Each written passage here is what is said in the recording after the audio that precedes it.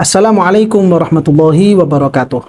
Hamidanillah wa musalliyan wa musalliman ala Rasulillah Sayyidina Muhammad ibn Abdillah wa ala alihi wa sahbihi wa man walah amma ba'du. Para pemirsa, para pengikut dan para pecinta channel YouTube MZT Malang Raya, alhamdulillah kita bisa melanjutkan kajian kita tentang fikih munakahat, yang mana pembahasan kita masih mempelajari bagaimana keterangan yang disebutkan di dalam kitab Fathul Qorib berkaitan dengan hukum-hukum dan ketentuan-ketentuan tentang masa iddah. Ketika ada seorang perempuan yang dia itu ditinggal mati oleh suaminya, atau seorang perempuan itu diceraikan oleh suaminya, maka perempuan yang seperti ini wajib mengalami dan melewati yang namanya masa iddah. Adapun orang perempuan yang wajib melewati masa iddah yang telah dibahas pada video sebelumnya, yaitu ketika ada seorang istri yang dia itu ditinggal mati oleh suaminya dan si istri ini dalam keadaan hamil, sehingga masa iddahnya adalah sampai si perempuan ini melahirkan bayi tersebut. Dan seperti apa rincian-rinciannya sudah kita bahas pada video yang sebelumnya. Adapun untuk kesempatan kali ini kita melanjutkan keterangan dari kitab Fathul Qorib, yang mana beliau Syekh Al-Qadhi Abu Syuja' Al-Asfahani dan juga Syekh Muhammad bin Qasim Al-Ghazi memberikan keterangan tentang iddahnya perempuan yang ditinggal mati oleh suaminya namun dia tidak dalam keadaan hamil. Yaitu keterangan beliau yang menyebutkan Bismillahirrahmanirrahim, wa in kanat hailan fa'iddatuha arba'atu ashhurin wa ashrun minal ayyami bilayaliha, yang artinya jika ada seorang istri yang dia itu tidak dalam keadaan hamil dan dia kemudian ditinggal mati oleh suaminya, maka perempuan yang seperti ini kondisinya diistilahkan dengan sebutan perempuan yang hail. Berbeda dengan perempuan yang dalam keadaan mengandung, dia diistilahkan dengan sebutan hamil.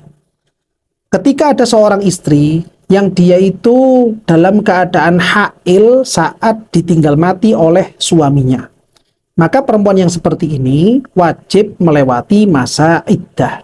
Dan disebutkan di dalam kitab Fathul Qorib, fa'iddatuha arba'atu ashhurin wa ashrun minal ayyami bilayaliha. Masa iddahnya perempuan yang seperti ini adalah 4 bulan 10 hari.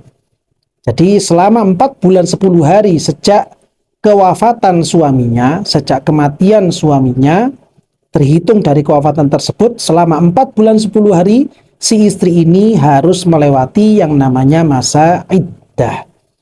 Dan para ulama pun ternyata kemudian juga berbeda pendapat tentang hikmah kenapa masa iddah perempuan yang ditinggal mati oleh suaminya, yang mana dia dalam keadaan hail atau tidak mengandung, hingga 4 bulan 10 hari. Beberapa ulama menandaskan karena masa 4 bulan 10 hari itu adalah masa yang bisa dipakai untuk memastikan apakah dalam perut si perempuan ini ada janin yang sedang dia kandung atau tidak. Karena dia sudah berumah tangga dan kebetulan suaminya meninggal dunia. Dan ada juga sebagian ulama, sebagaimana itu yang dijelaskan di dalam kitab Hasyiatul Bujairami alal Iqna', beliau Syekh Bujairami menyatakan hikmah tentang 4 bulan 10 hari itu karena seorang perempuan itu bisa menahan hawa birahinya, hawa nafsu tentang birahinya, itu setidak-tidaknya adalah dalam kurun waktu 4 bulan ke depan. Sehingga dalam masa seperti inilah si perempuan ini baru mendapatkan izin untuk melakukan pernikahan yang berikutnya. Artinya masa-masa tunggu ini kemudian diistilahkan dengan sebutan masa iddah. Jadi sekarang kita sudah mendapatkan informasi, kejelasan keterangan bahwa ketika ada seorang istri yang dia itu ditinggal mati oleh suaminya, ditinggal wafat oleh suaminya, dan si istri ini saat itu dia tidak dalam keadaan hamil, maka dia harus melewati 4 bulan 10 hari sebagai bentuk ketaatan dia di dalam menjalani masa iddah. Lalu berikutnya, ketika sudah ditetapkan seperti itu, ketentuan hukumnya sudah jelas bahwa iddahnya perempuan yang ditinggal mati ini 4 bulan 10 hari. Bagaimanakah kemudian cara penghitungan 4 bulan 10 hari itu sendiri? Di dalam kitab Fathul Qorib, beliau, Syekh Muhammad bin Qasim Al-Ghazi memberikan keterangan, wa tu'tabarul ashhuru bil ahillati ma amkana. Yang mana penghitungan 4 bulan 10 hari ini, dia harus berpijak pada bulan-bulan Hijriyah, bukan dengan pijakan bulan-bulan Masehi. Taruhlah misalkan ada seorang istri yang dia itu ditinggal mati oleh suaminya pada bulan Januari misalkan. Maka penghitungan 4 bulan 10 hari ini bukan berarti Januari, Februari, Maret, April, lalu dilebihkan 10 hari baru kemudian habis masa iddahnya. Bukan seperti itu. Karena ini berarti penghitungan yang berpijak kepada penghitungan bulan-bulan Masehi. Akan tapi yang dimaksud 4 bulan 10 hari sebagai masa iddah seorang istri yang ditinggal mati oleh suaminya adalah bulan-bulan Hijriyah. Yaitu misalkan dia, si perempuan ini, si istri ini ditinggal mati oleh suaminya taruhlah misalkan pada bulan Muharram. Sehingga masa iddah si perempuan ini adalah bulan Muharram, bulan Safar, Rabiul Awal, Rabiul Akhir. Berarti sudah 4 bulan. Mulai dari Muharram sampai Rabiul Akhir adalah 4 bulan. Lalu kemudian ditambah 10 hari pada bulan berikutnya, pada bulan yang kelima, yaitu pada bulan Jumadil Awal. Sehingga terbilang 4 bulan 10 hari. Namun kemudian yang perlu diperhatikan oleh kita semuanya bahwa seorang suami meninggal dunia, itu ada kalanya meninggal pada awal bulan, artinya tanggal 1 di bulan tersebut, bulan Hijriah maksudnya, atau dia meninggalnya bukan di tanggal 1 bulan Hijriah tersebut. Nah, ketika ada perbedaan seperti ini, si suami ini bisa jadi meninggalnya pada tanggal 1 atau meninggalnya di tanggal selain tanggal 1, artinya dia meninggal pada tanggal 2, 3, atau mungkin pada tanggal-tanggal belasan, atau mungkin di akhir bulan. Ketika ada perbedaan seperti ini, maka di situ pun juga ada tata cara untuk penghitungan 4 bulan 10 hari tersebut. Yang mana kalau misalkan si suami itu meninggal dunia pada awal bulan, artinya berarti dia itu meninggal pada tanggal 1 di bulan-bulan Hijriah. Taruhlah misalkan meninggalnya itu pada tanggal 1 bulan Muharram. Kalau meninggalnya pada tanggal 1 bulan Muharram, maka cukup penghitungannya seperti yang di awal kita bahas barusan. Yaitu berarti bulan Muharram dihabiskan secara keseluruhan sebagai pelewatan masa iddah, lalu kemudian masuk pada bulan Safar, dia jalani sesuai penghitungan yang terjadi melalui ru'yatul hilal yang ada, lalu kemudian Rabiul Awal, sama seperti juga dengan merujuk ru'yatul hilal yang terjadi, lalu kemudian di bulan Rabiul Tsani atau Rabiul Akhir, lalu kemudian ditambah 10 hari di bulan Jumadil Awal. Ini kalau meninggalnya pada tanggal 1 bulan Muharram. Maka dia baru habis masa iddahnya, si perempuan ini atau si istri ini baru habis masa iddahnya, yaitu pada tanggal 10 di bulan Jumadil Awal. Namun kemudian kalau seandainya meninggalnya itu bukan pada tanggal 1, meninggalnya ini ada pada tanggal 2, tanggal 3, atau mungkin pada tanggal-tanggal belasan, atau bahkan mungkin berada di hari-hari akhir dari bulan Muharram misalkan. Maka akan ada tata cara penghitungannya sendiri. Yang mana dalam hal ini, Syekh Muhammad bin Qasim Al-Ghazi memberikan keterangan, wa yukmilu al-munkasiro salasina yauman.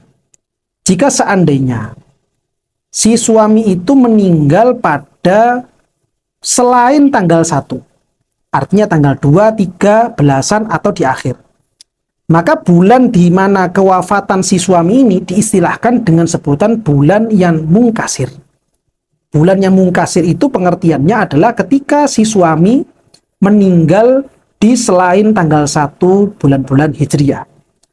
Ketika bulan ini menjadi munkasir, artinya meninggalnya bukan pada tanggal 1, maka bulan ini harus digenapkan hitungannya menjadi 30 hari. Walaupun mungkin real faktanya bulan Muharram di mana si suami ini wafat setelah melewati ru'yatul hilal ternyata berjumlah 29 hari. Sehingga karena dia itu meninggalnya pada bulan yang dianggap munkasir, maka bulan Muharram ini wajib digenapkan menjadi 30 hari. Sebagai contoh, misalkan ada seorang suami yang meninggal dunia pada tanggal 2 bulan Muharram. Maka si istri ini wajib melewati masa iddah sejak dari tanggal 2 tersebut. Karena dia itu meninggalnya di tanggal yang kedua, maka bulan Muharram ini dianggap sebagai bulan yang munkasir. Ketika ini menjadi bulan munkasir, maka penghitungan bulan Muharram harus digenapkan menjadi 30 hari. Walaupun mungkin real faktanya bulan Muharram itu ternyata 29 hari misalkan setelah melewati ru'yatul hilal. Misalkan bulan Muharram itu sesuai ru'yatul hilal berjumlah 29 hari. Berarti si perempuan ini di bulan Muharram melewati 28 hari. Karena dimulainya sejak tanggal 2. Tanggal 2, 3, 4, 5, 6, dan seterusnya sampai pada tanggal 29 bulan Muharram. Berarti total semuanya di bulan Muharram ini dia hanya melewati 28 hari dari bulan Muharram. Maka nanti dia baru selesai masa iddahnya, yaitu di bulan Jumadil Awal, ya, itu dengan menambahkan 2 hari di bulan Jumadil Awal. Berarti dia selesai iddahnya itu bukan pada tanggal 10 Jumadil Awal, tapi dia baru selesai masa iddahnya pada tanggal 12 Jumadil Awal. Kenapa kok demikian? Kenapa harus ditambah 2? Karena di bulan Muharram si perempuan ini, si istri ini hanya melewati 28 hari. Kenapa 28 hari? Karena ternyata bulan Muharram di saat itu di mana suaminya meninggal dunia hanya berjumlah 29 hari. Nah, sehingga nanti perlu digenapkan menjadi 30 hari, sehingga total semuanya dia kurang 2 hari untuk bulan Muharram. Begitu juga misalkan saya ambil contoh lagi, misalkan ada seorang suami yang dia itu meninggal dunia pada tanggal 11 bulan Muharram. Jadi ada seorang suami yang dia meninggal dunia pada tanggal 11 bulan Muharram. Dan ternyata bulan Muharram saat itu berjumlah 29 hari. Berarti kan bulan Muharramnya ini sudah fix dia sebagai bulan yang munkasir. Ketika dia bulan munkasir berarti harus digenapkan menjadi 30 hari. Dan ternyata si suami itu meninggal dunia pada tanggal 11. Maka dia harus menggenapkan bulan Muharram ini menjadi 30 hari. Walaupun mungkin nanti real faktanya bulan Muharram itu hanya berjumlah 29 hari. Maka dia harus menggenapkan hitungannya menjadi 30 hari. Berarti kan dia melewati bulan Muharram itu 11, 12, 13, 14, 15, 16, 17, 18, 19, 20, 21, 22, 23, 24, 25, 26, 27, 28, 29. Berarti dia hanya melewati 19 hari. Mulai dari tanggal 1, tanggal 11 sampai tanggal 20 berarti sudah 10. Lalu tanggal 21 sampai 29 berarti 19 hari. Sehingga supaya menjadi genap 30 hari, berarti dia masih harus melengkapi selama 11 hari. Karena dia di bulan Muharram ini hanya melewati 19 hari. Perlu 11 hari lagi supaya menjadi genap menjadi 30 hari. Maka otomatis perempuan yang seperti ini nanti baru habis masa iddahnya di bulan Jumadil Awal, karena Jumadil Awal itu adalah bulan kelima dari bulan Muharram. Muharram, Safar, Rabiul Awal, Rabiul Akhir, Jumadil Awal. Di bulan Jumadil Awal dia harus menambahkan 11 dan menambahkan 10 hari. Sehingga totalnya dia baru habis masa iddahnya pada tanggal 21 bulan Jumadil Awal. Demikian juga misalkan dengan contoh-contoh yang lain pada bulan-bulan berikutnya. Misalkan si perempuan ini ditinggal mati oleh suaminya pada bulan Rabiul Awal misalkan. Ditinggal mati oleh suaminya pada bulan Jumadil Awal misalkan. Ditinggal mati oleh suaminya pada bulan Rajab misalkan. Ditinggal mati oleh suaminya pada bulan Sya'ban misalkan. Tinggal dilihat saja. Meninggalnya itu apakah pada tanggal 1 di bulan tersebut atau di selain tanggal 1 dari bulan tersebut. Yang mana ini semuanya sebagaimana disampaikan oleh beliau Asy-Syaikh Al-Baijuri di dalam Hasyiah beliau, yaitu ketika beliau memberikan keterangan lebih lanjut tentang waktu tabarul asyuru bil ahilati ma'amkana, Syekh Baijuri menandaskan ai muddatu imkani i'tibariha bil ahilati bi anwa faqa mautuz zauji awwalas syahri fatu'tabarul arba'atu ashhurun bil ahillati tammatan aw naqisatan. Maka bulan ketika misalkan si suami itu meninggal pada tanggal 1, artinya awal bulan, dia digenapkan 1 bulan seperti itu saja. Entah nanti real faktanya bulan Muharram misalkan itu tanggal berjumlah 29 hari atau berjumlah 30 hari. Watuk malu ba'daha bi ashrin. Lalu nanti setelahnya di bulan yang kelima baru digenapkan dengan 10 hari sehingga totalnya menjadi 4 bulan 10 hari. Hadza in ulimatil ahillatu fa in khifat 'alaiha ka mahbusatin i'taddat bi mi'atin wa salasina yauman i'tibaran bil adadi. Penghitungan seperti ini kalau si perempuan bisa mengetahui kapankah terjadinya bulan baru di bulan-bulan Hijriah. Kalau misalkan si istri itu kesulitan untuk mengetahui kapankah perpindahan bulan Hijriah tersebut, dan beliau di sini mencontohkan seperti orang perempuan yang kondisinya itu di penjara, sehingga dia itu menjadi sulit mendapatkan informasi tentang masalah hari-hari dan bulan-bulan Hijriah, maka dia wajib menggenapkan semua bulan menjadi 30 hari. Makanya total iddahnya perempuan yang seperti ini 4 bulan 10 hari itu menjadi 130 hari. Kenapa? Karena si perempuan ini sulit untuk mendapatkan informasi kapankah perubahan bulan dari Muharram ke Safar, Safar ke Rabiul Awal dan seterusnya. Dia sulit mendapatkan informasi itu sehingga dia wajib untuk menggenapkannya menjadi 30 hari per bulan dan totalnya 4 bulan 10 hari adalah 130 hari. Lalu beliau kemudian Syekh Baijuri memberikan keterangan lebih lanjut, wa yukmilul munkasira salasina yauman ai bi an mata zauju fi asna'is syahri fayukmilu minal khamisi salasina yauman wa ta'ti ba'da takmilihi bil asyrati. Ya, ketika misalkan si suami itu meninggalnya bukan di awal syahr, bukan di permulaan bulan, artinya tanggal 2, 3 dan seterusnya, maka dia wajib menggenapkan bulan tersebut, bulan di mana suaminya meninggal dunia, menjadi 30 hari. Ya, wajib mengenapkan 30 hari. Sehingga nanti di bulan yang kelima, dia perlu menambah penggenapan bulan pertama supaya menjadi 30 dan menambahkan 10 hari. Ya. Lalu kemudian illam yakunil baqi minal munkasri asyratu ayyam. Ini dengan catatan kalau si suami itu meninggal dunia tidak tersisa 10 hari. Artinya misalkan si suami itu meninggal pada bulan Muharram. Meninggalnya pada tanggal misalkan 21 misalkan. Di pagi hari tanggal 21 Muharram suaminya meninggal dunia. Setelah meninggal dunia, lalu kemudian si istri itu wajib menjalani masa iddah, berarti sudah pasti juga bahwa bulan Muharram ini adalah bulan yang mungkasir. Lalu ternyata real faktanya bulan Muharram itu per total 30 hari.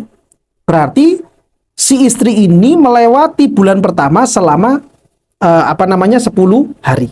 Ketika mulai Muharram ini melewati 10 hari.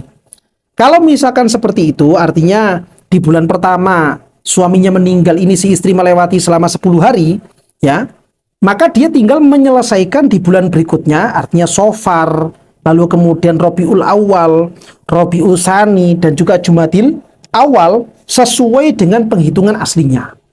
Berarti Safarnya itu yang mengikuti penghitungan Ru'yatul Hilal, lalu kemudian Rabiul Awalnya juga mengikuti hasil dari Ru'yatul Hilal, lalu kemudian Rabiul Tsaninya juga mengikuti hasil Ru'yatul Hilal, dan kemudian Jumadil Awalnya juga mengikuti hasil Ru'yatul Hilal tanpa harus menggenapkan bulan Muharramnya menjadi 30 hari. Kenapa demikian? Karena ternyata si perempuan ini melewati bulan Muharram 10 hari setelah meninggalnya si suami. Ini kalau ternyata sisa dari bulan kewafatan suaminya masih tersisa 10 hari. Berarti kalau misalkan suaminya itu meninggal dunia pada tanggal 21 Muharram, lalu ternyata real faktanya bulan Muharram itu hanya berjumlah 29 hari, berarti si perempuan ini melewati bulan Muharram sebagai masa iddah hanya 9 hari. Ketika bulan Muharram itu dia lewati hanya 9 hari dalam masalah iddah ini, maka dia wajib menggenapkan menjadi 30 hari untuk bulan Muharramnya. Sehingga dia perlu menambahkan di bulan Jumadil Awal selama 21 hari. Sehingga kalau memang 21 hari penambahan di bulan Jumadil Awal dan kemudian ditambah lagi dengan 10 hari di bulan Jumadil Awal, maka bisa jadi dia akan habis masa iddahnya ketika masuk pada bulan Jumadil Tsani, atau bahkan baru habis masa iddahnya ketika dia itu berada di akhir bulan Jumadil Awal, tergantung hasil ru'yatul hilal yang ada pada bulan Jumadil Awal. Nah, ini keterangan yang penting untuk kita pahami ketika misalkan di antara kita orang-orang yang telah berumah tangga tertimpa musibah seorang suaminya yang meninggal dunia. Terlebih lagi pembahasan ini penting dipahami oleh mereka para istri atau juga para anak-anak, para keluarga, ya, supaya mereka itu bisa menghitungkan kapankah habisnya masa iddah seorang istri ketika ditinggal mati oleh suaminya. Nah, inilah para pemirsa dan juga para penikmat channel YouTube MZT Malang Raya. Mudah-mudahan apa yang kita bahas ini menjadi pembahasan yang manfaat dan barokah. Dan lebih pentingnya lagi, mudah-mudahan kita semuanya, keluarga kita, anak-anak kita senantiasa diberikan kekuatan oleh Allah Subhanahu wa Ta'ala untuk bisa mengamalkan ilmunya, sehingga kita semua bisa menjadi orang-orang yang diridhoi oleh Allah Subhanahu wa Ta'ala, dan juga bisa menjadi orang-orang yang semakin dekat, semakin dikenal, semakin dicinta oleh idola kita, bintang kita, Gusti Kanjeng Nabi Muhammad SAW. Amin ya rabbal alamin.